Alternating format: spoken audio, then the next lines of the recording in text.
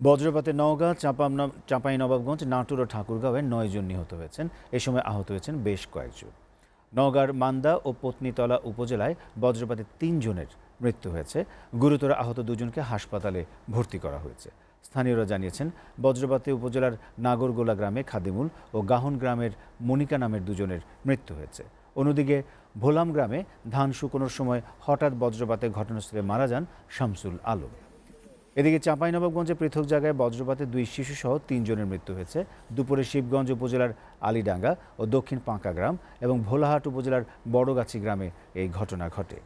নাটোরের নলডাঙ্গা ও গুরুদাসপুরে বজ্রপাতে 2 জনের মৃত্যু হয়েছে।